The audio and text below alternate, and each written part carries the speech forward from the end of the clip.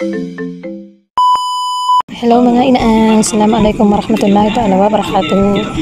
For today's video, samahan niyo po kami papuntang Isabela, Basilan City.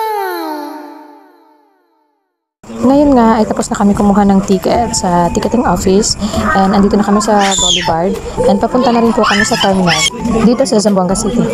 I-shoutout ko na rin po yung mga followers ko dito na naging kaibigan ko na rin. Ayan, maraming salamat po mga inaan sa support and engage lang ng engage. Ayan, keep fighting guys, magbubunga rin ang lahat. I-enjoy na lang natin po ito.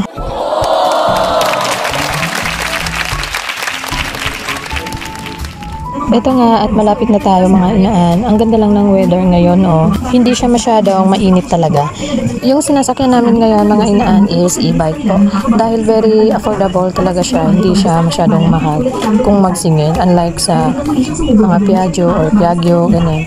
Or tricycle. Medyo may kamahalan talaga kahit lang sa baliwasan hanggang dyan lang sa may Boulevard. Mahal talaga sila minsan magsingil. Hindi ko naman po nila lahat pero karamihan po talaga ganoon. Ayan. At nandito na nga tayo mga inaan, nandito po sa Terminal Zamboanga. At dito nga ay naghihintay na yung mga kasama namin, yung mga in-laws ko. Fast forward, ito nga at nakababa na kami ng bus. And ito po ay pasakay na kami ng barko.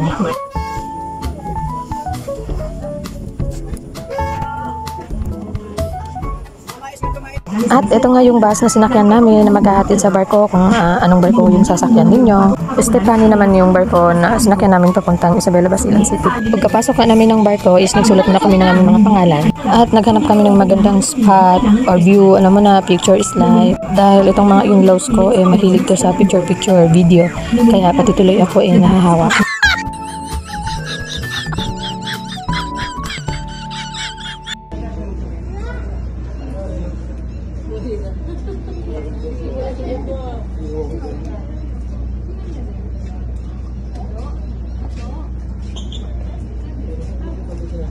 Actually, nakauwi na kami galing Isabela mga inaan. Nandito pa kami ngayon sa Zamboanga. Ngayon lang ako nakapag-edit dahil nga walang signal doon. Although meron naman pero napakahina talaga. Tapos ito nga, nag-voice record ako ngayon.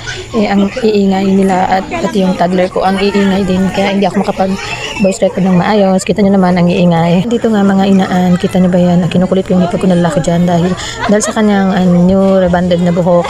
Tinatawag ko siyang Banaso at ng kanyang asawa na si Sanchay. Kinakantahan ko dyan. Tawa ng tawa naman yung mga hipag ko.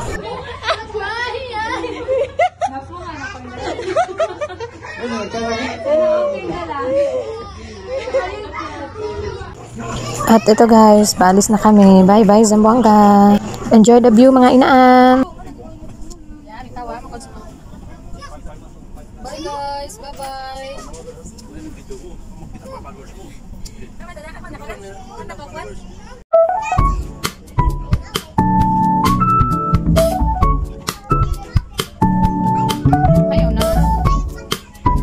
This is my brother-in-law Rafi and my sister-in-law Riza, the beautiful and very talented. And alhamdulillah, after how many years napasama namin ang aking father-in-law to visit my mother-in-law. And sa sobrang saya ko guys, napaiyak ako nung nandun na kami sa puntod ng mother-in-law ko kasi andun na din yung father-in-law ko. Matagal-tagal na rin kasi hindi siya nakabisita sa kanyang limaong asawa. Ini-enjoy nga pala namin dito mga inaan yung ice candy na binili ng father-in-law ko. Nilibre niya kaming lahat. At sabi ko nga sa husband ko, pag may mga ganitong nagtitinda, kahit isa pa dalawa, bumili tayo para kahit pa paano ay makatulong tayo. Hala, sige, for dalaman talaga ang person. Feeling expert, hindi nahihilo ha. At ito na mga inaan, malapit na tayo. Ang ganda ng view as in. Hapon na pala kami dumating mga inaan. Siguro mga 4 PM mga ganun po. Kaya ganyan na lang kaganda yung view na makikita ninyo ngayon.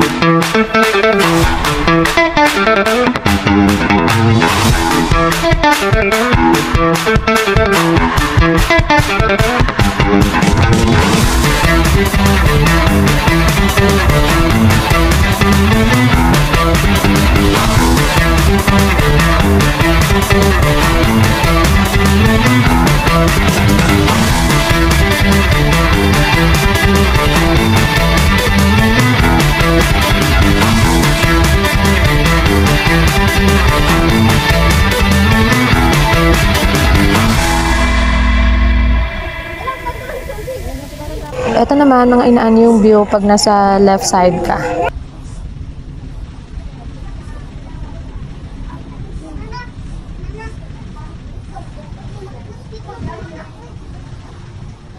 At ito na nga, dumating na tayo. Ganitong view naman ang inyong makikita.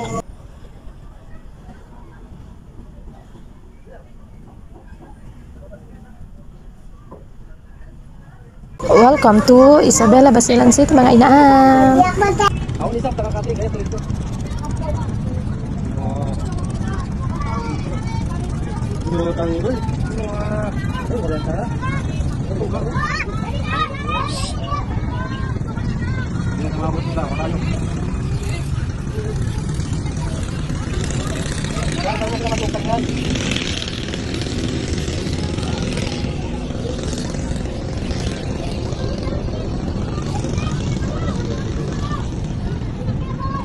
Ito naman mga inaan, isa to sa mga diskarte ng mga batang badyaw o samal na ganito po, umihingi sila ng pera, tapos yung mga pasahero hahagisan sila ng coins, tapos lalanguyin nila yan, kukunin nila.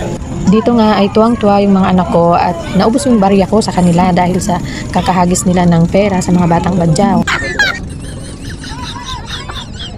Eto nga, at hindi ko na napigilan yung sarili ko mga inaan, hinagisan ko na rin yung mga bata. Grabe no, ang galing-galing talaga nila lumangoy.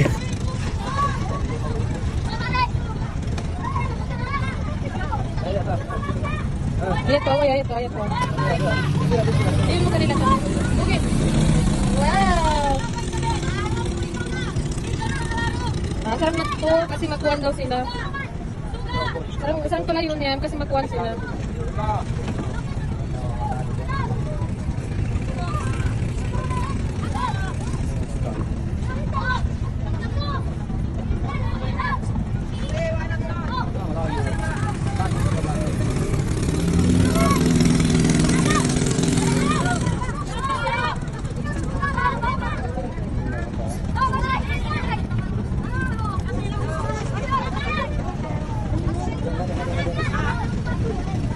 At eto na nga mga inaan, bababa na tayo.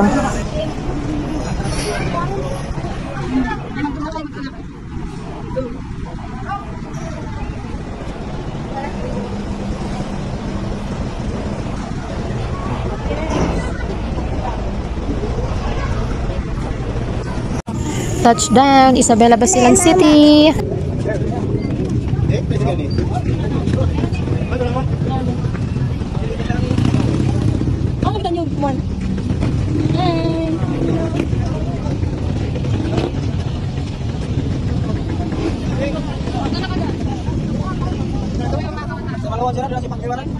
Ang mura lang ng tricycle nila dito mga inaan, 20 peso isang tao na yan. At ito papunta na kami sa bahay ng aking second mother-in-law.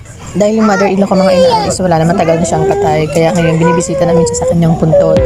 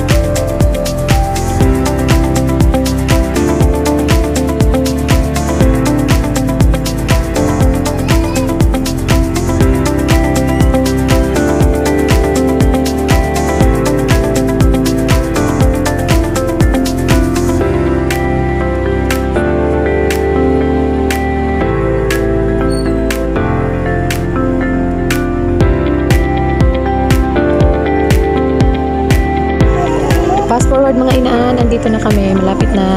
Papunta na kami sa bahay.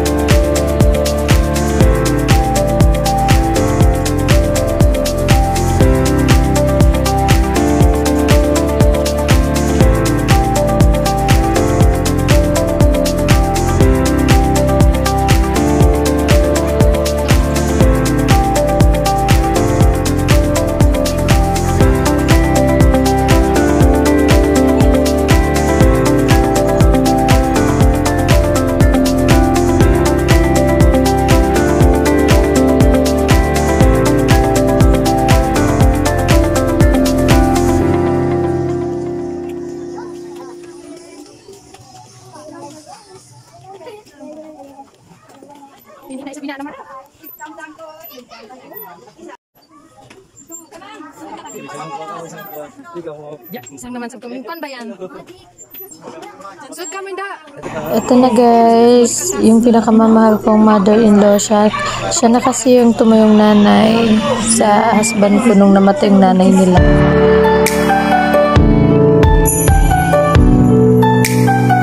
Ayun lang. Thank you for watching mga inaan. Keep share please. Thank you.